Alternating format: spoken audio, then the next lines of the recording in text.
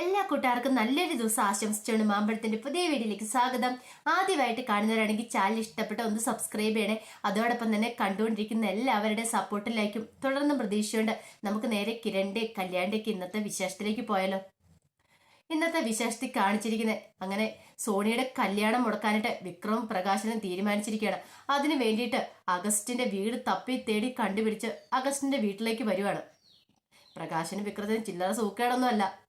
Sony അങ്ങനെ സുഖിച്ച് ജീവിക്കേണ്ട എന്നൊരു ചിന്തയായിരുന്നു വിക്രത്തിന് മനസ്സിലുണ്ടാകുന്നത്. അപ്പൊ കല്യാണക്കുറിയാല് അഡ്രസ്സൊക്കെ കൃത്യമായിട്ട് എഴുതിയിട്ടുണ്ടായിരുന്നു. അപ്പൊ അത് പ്രകാരമാണ് രണ്ടുപേരും അന്വേഷിച്ച് വീട്ടിലേക്ക് വരുന്നത്.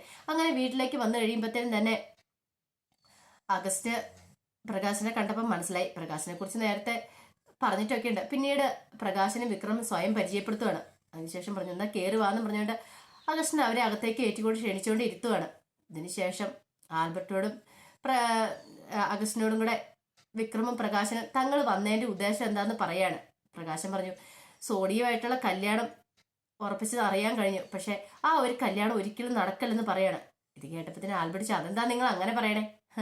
സോണിനെ ആദ്യം കല്യാണം കഴിച്ച എന്റെ മോൻ വിക്രമായിരിക്കുന്നത്. അവളെ കല്യാണം കഴിച്ചോടുകൂടി തകർന്ന എന്റെ മോന്റെ ജീവിതം. നിങ്ങളൊക്കെ എന്താ കരുതി വെച്ചിരിക്കുന്നത് എനിക്കറിയില്ല, പക്ഷെ അവളെപ്പോലെ ഒരുത്തിനെ കല്യാണം കഴിച്ചിട്ടുണ്ടെങ്കിൽ നിങ്ങളുടെ മോന്റെ ജീവിതം നശിക്കുള്ളെന്ന് അഗസ്റ്റിനോട് പറയണം. അഗസ്റ്റ് അതെന്താ പ്രകാശം നിങ്ങൾ അങ്ങനെ പറഞ്ഞെന്ന് ചോദിക്കുകയാണ്. അവളെക്കുറിച്ച് നിങ്ങൾക്ക് എന്തറിയാം? അവളെക്കുറിച്ച് നിങ്ങൾക്ക് ഒന്നും അറിയത്തില്ല. അവളെക്കുറിച്ച് അറിയാത്തോണ്ടാണ് നിങ്ങൾ ഇങ്ങനെയൊക്കെ സംസാരിക്കുന്നത്. അവൾ ആരാന്നറിയാവോ? അവൾ ഒന്നാമതൊരു രൂടായ്പ പിടിച്ച പെണ്ണാ. അവളുടെ കൂടെ ഒരു കൊച്ചുണ്ട്, അത് എന്റെ മോന്റെ കൊച്ചാന്ന് പറഞ്ഞായിരിക്കുന്നത്, ചാരുമോള്. പക്ഷെ സത്യമൊന്നും അതൊന്നും അല്ല. ചാരുമോള് ആരുടെ കുഞ്ഞാന്നറിയോ? അവളുടെ കൂടെ ഒരുത്തരുണ്ടായിരുന്നു ബൈജു, അവന്റെ കുഞ്ഞാ. എന്നിട്ട് എന്റെ മോന്റെ തലയിൽ ആ കുഞ്ഞിനെ കെട്ടിവെക്കാൻ ശ്രമിക്കുകയോ ചെയ്ത അവള്. അതുകൊണ്ടല്ലേ ഇവനും അവളും കൂടെ തമ്മിൽ ഡിവോഴ്സ് ആയത്. അത് മാത്രമല്ല, അവളെന്ന് പറഞ്ഞിട്ടൊരു പ്രേമരോഗിയാ. അവൾക്ക് ഓരോ ദിവസം ഓരോ പുരുഷന്മാരെ വേണം. എല്ലാ പുരുഷന്മാരെയും വിളിച്ച് പ്രണയം അഭിനയിക്കുക അവളുടെ പ്രധാന ലക്ഷ്യം എന്ന് പറഞ്ഞിട്ടുണ്ടെങ്കിൽ എന്ന് പറഞ്ഞ് സോണിയെ കുറിച്ച് ഇല്ലാത്ത കള്ളക്കഥകളൊക്കെ ഉണ്ടാക്കി പറഞ്ഞു കൊടുക്കുകയാണ്.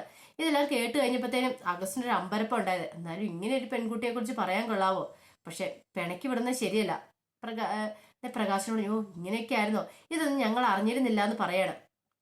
അവിടുന്ന് അഗസ്റ്റിൻ പറഞ്ഞു ഇത്രയും വന്ന് പറഞ്ഞതിന് നന്ദിയുണ്ട് കേട്ടോ. ഇതൊന്നും അറിയത്തില്ലാതെ ആ കല്യാണം ഞങ്ങൾ നടത്തിയായിരുന്നെങ്കിൽ എന്റെ മോന്റെ ജീവിതം എന്തായി തീർന്നേനെന്ന് പറയാം. പെട്ടെന്ന് പ്രകാശം പറഞ്ഞു ശരിയാ, ഇത് അറിഞ്ഞു കഴിഞ്ഞപ്പോൾ ഞങ്ങൾക്കൊന്ന് പറയണമെന്ന് തോന്നി. ഒരാളുടെ ജീവിതമെങ്കിലും രക്ഷിക്കാൻ പറ്റിയ നല്ല കാര്യമല്ലോ എന്ന് ചോദിക്കുകയാണ്. പെട്ടെന്ന് അഗസ്റ്റിൻ മോനോട് പറഞ്ഞു ഇനിയിപ്പോൾ ഈ ബന്ധമായിട്ട് നമുക്ക് മുന്നോട്ട് പോകണ്ട, ഇത് ഇവിടെ വെച്ച് തന്നെ നമുക്ക് നിർത്തിയേക്കാം. അല്ലേലും അങ്ങനെയുള്ളൊരു കൂട്ടരുമായിട്ട് ബന്ധം പിടിക്കാനായിട്ട് എനിക്ക് ഒട്ടും താല്പര്യമില്ല. എൻ്റെ ഒരു ഫ്രണ്ടായിരുന്നു ചന്ദ്രസാനും, പക്ഷെ ഇത്രയൊന്നും ഞാൻ പ്രതീക്ഷിച്ചില്ല. അവൻ എന്നെ ഇതിനെക്കുറിച്ചൊന്നും സംസാരിച്ചിട്ട് പോലില്ല. വിവാഹത്തിന് വേർപ്പെടുത്തിയിരിക്കുമെന്ന് മാത്രമോ ഞാൻ കറിയുണ്ടായിരുന്നുള്ളത് പറയാണ്. എല്ലാം കേട്ട് കഴിഞ്ഞപ്പോഴത്തേനും പ്രകാശം പറഞ്ഞു ഞങ്ങൾ വന്നത് നന്നായില്ലേ, ഇനിയിപ്പോൾ ആ ബന്ധമായിട്ട് മുന്നോട്ട് പോകാതിരിക്കും നല്ലത്. ഇനിയിപ്പോൾ ഞങ്ങൾ പറയാനുള്ളത് പറഞ്ഞു കേട്ടോ, ഇനി നിങ്ങളുടെ ഇഷ്ടം എന്താണെന്ന് വെച്ചാൽ അത് ചെയ്യാൻ പറയണം. വിക്രം പറഞ്ഞു അവളെപ്പോലെ ഒരുത്തിനെ കെട്ടിയിട്ടുണ്ടെങ്കിൽ ആൽബർട്ടിന് ജീവിതം നശിക്കുള്ളൂ. അവളെ കല്യാണം കഴിച്ചുകൊണ്ടാ എനിക്ക് ഈ അവസ്ഥയിൽ നിന്ന് ഉണ്ടായേക്കുന്നതെന്ന് പറയണം. പിന്നീട് അവർ അതിനുശേഷം വീട്ടിൽ നിന്ന് പോവുകയാണ്. ഈ സമയത്ത് അഗസ്റ്റിൻ എന്ത് ചെയ്യണം, ഫോൺ എടുത്ത് കിരണിനെ വിളിക്കുന്നുണ്ട്. കിരണിനോട് പറഞ്ഞു എനിക്ക് അത്യാവശ്യമായിട്ട് കിരണിനെ ഒന്ന് കാണണമെന്ന് പറയാണ്. കിരണിനെ കാണണമെന്ന് പറഞ്ഞപ്പോൾ കിരൺ ചോദിച്ചു എന്താ അങ്ങളെ എന്തായാലും പ്രത്യേകിച്ച് എന്തെങ്കിലും ഉണ്ടോ എന്ന് ചോദിക്കുകയാണ്. പിന്നീട് പറഞ്ഞു വിശേഷമുണ്ട്, അവനും വന്നിട്ടുണ്ടായിരുന്നു, പ്രകാശനും വിക്രം കൂടെ വന്നിട്ട് എന്നോട് കുറച്ച് കാര്യങ്ങളൊക്കെ പറഞ്ഞു. അതിനെക്കുറിച്ചൊക്കെ എനിക്ക് നേരിട്ടൊന്ന് സംസാരിക്കണമെന്ന് പറയാം. ശരിയെന്ന് പറഞ്ഞ് ഫോൺ വെക്കുക. കല്യാണി പെട്ടെന്ന് ചോദിച്ചു ദൈവമേ ഇനി പ്രശ്നമാകുമോ? അവൻ ചെന്നിട്ട് വിക്രം ചെന്നിട്ട് എന്തൊക്കെയാ പറഞ്ഞെന്ന് പറയാൻ പറ്റില്ല. അഗസ്റ്റിനങ്ങളോടൊക്കെ സോണിയുടെ കുറ്റങ്ങളെ പറയുള്ളൂ. അങ്ങനെ വന്നിട്ടുണ്ടെങ്കിൽ ഇനിയിപ്പോൾ അവർ കല്യാണത്തിൽ നിന്ന് അങ്ങനെ പിന്മാറിയോന്ന് ചോദിക്കുവാണ്. അങ്ങനെയൊന്നും ഒരിക്കലും വരാൻ വഴിയില്ല, നീ ധൈര്യമായിട്ടിരിക്കുക. സോണിയുടെ വിവാഹം നടക്കുന്നേ. അഗസ്റ്റിനങ്ങളെ അയാളെ കുറിച്ച് നമ്മൾ നേരത്തെ പറഞ്ഞിട്ടുണ്ടല്ലോ, അങ്കിളൊന്നും വിശ്വസിച്ചിട്ടുണ്ടാവില്ലെന്ന് പറയാണ്. പിന്നീട് രൂപയുടെ അടുത്തേക്ക് കിരണും കല്യാണിയും ചെല്ലുന്നുണ്ട്. അപ്പൊ രൂപയുടെ ഈ കാര്യങ്ങളൊക്കെ പറഞ്ഞു. രൂപ പറഞ്ഞു ഒരു കാരണവശാലും വിക്രത്തിനെ വെറുതെ വിടല്ലേ.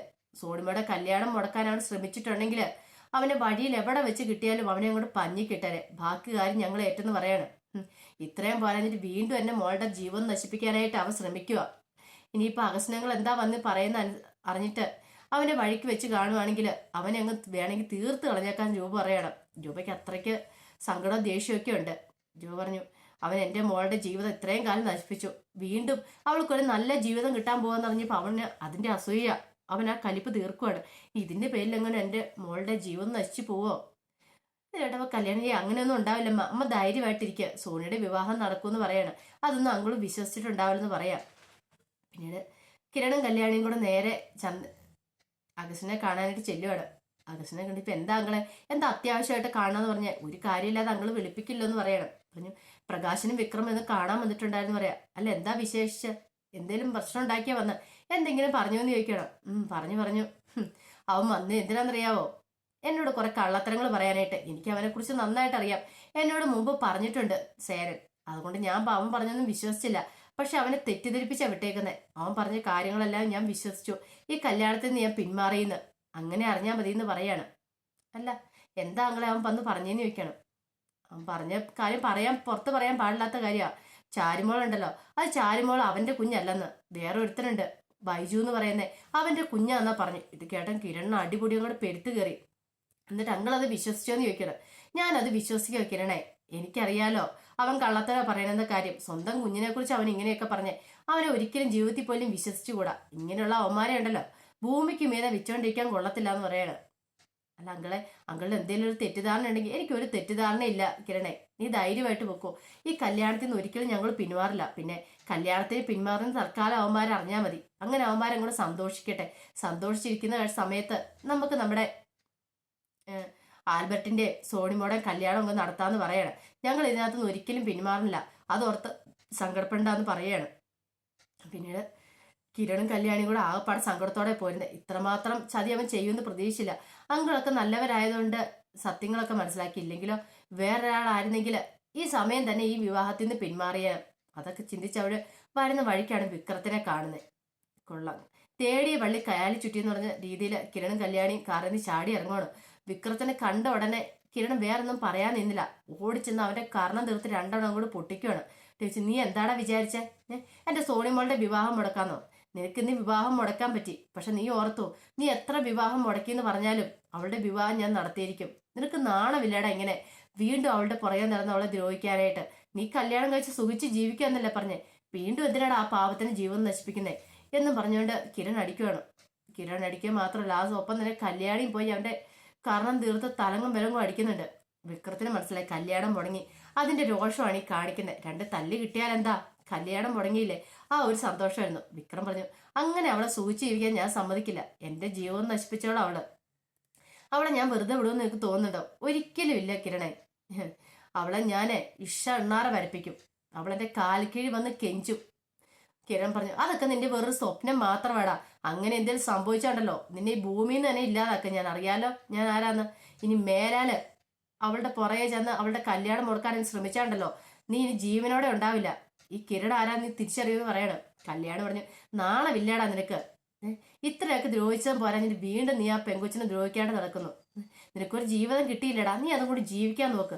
എന്നിട്ട് അതും പോരാഞ്ഞിട്ട് അവന് വീണ്ടും അവൻ സോണിയുടെ പുറകെ നടക്കുന്നു പോലും. ഇതിനേക്കാളും നീ വലിയ പോയി തൂങ്ങിച്ചാകുന്നാടാ എന്നൊക്കെ പറഞ്ഞുകൊണ്ട് വിക്രത്തിനോട് രൂക്ഷമായിട്ട് പറഞ്ഞിട്ട് കിരൺ പറഞ്ഞു, അവസാനമായിട്ട് നിനക്ക് ഞാൻ വാൺ ചെയ്യുന്ന ഈ കല്യാണം മുടക്കിയെന്ന് പറഞ്ഞ് സന്തോഷിക്കണ്ട.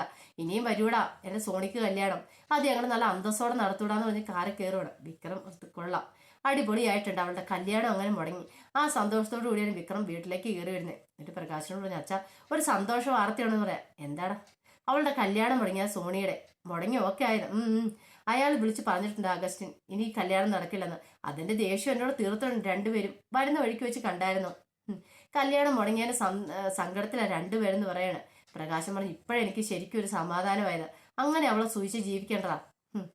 നമ്മളിങ്ങനെ കിടന്ന് കഷ്ടപ്പെടുന്ന കാണുമ്പോൾ അവളങ്ങനെ സൂചിച്ച് ജീവിച്ചാൽ നമുക്ക് ഇഷ്ടപ്പെടുമോ എന്ന് ചോദിക്കുകയാണ്. പിന്നീട് കിരണും കല്യാണിയും കൂടെ വീട്ടിലേക്ക് ചെല്ലുമ്പോൾ രൂപ ചോദിച്ചു, എന്തായ കാര്യങ്ങൾ അച്ഛൻ എന്തൊക്കെയാ പറഞ്ഞതെന്നൊക്കെ ചോദിക്കുകയാണ്. പിന്നീട് അവിടെ നടന്ന കാര്യങ്ങളൊക്കെ പറയണം. ശരിയാ, ഇനി ഇപ്പൊ അവർ സന്തോഷിച്ചിരിക്കട്ടെ. വിക്രം പ്രകാശനും സോണിമോടെ കല്യാണം മുടങ്ങിയെന്ന്. അങ്ങനെ സോണിമോടെ കല്യാണം മുടങ്ങിയെന്ന് പ്രതീക്ഷിച്ചിരിക്കുന്ന സമയത്ത് വേണം നല്ല ഒന്നാമതിന് അടി കൊടുക്കാനായിട്ട്. ഒരിക്കലും അവർ പ്രതീക്ഷിക്കാത്ത ഒരു തിരിച്ചടിയായിരിക്കും കൊടുക്കേണ്ടത്. അത് കൊടുക്കണം. ആ അടിയിൽ അവർ തകർന്ന തരിപ്പണമാണെന്ന് പറയുകയാണ്. അപ്പൊ അതിന്റെ ഒരു പുതിയ തന്ത്രങ്ങളൊക്കെ രൂപയും കിരണും കല്യാണും എല്ലാവരും ചേർന്ന് മെനയുവാണ്. അതിന്റെ വിശേഷങ്ങളൊക്കെ എന്ന് കാണിച്ചതെന്ന് പറഞ്ഞിട്ടുണ്ടെങ്കിൽ ഇതിന്റെ ബാക്കി വിശേഷങ്ങളുമായിട്ട് വൈകുന്നേരത്തെ പ്രൊമോയും ഞാൻ വരാട്ടോ. ഒരിക്കൽ കൂടി എല്ലാവർക്കും നല്ലൊരു ദിവസം ആശംസിച്ചുകൊണ്ട് നിർത്തുന്നു. നന്ദി.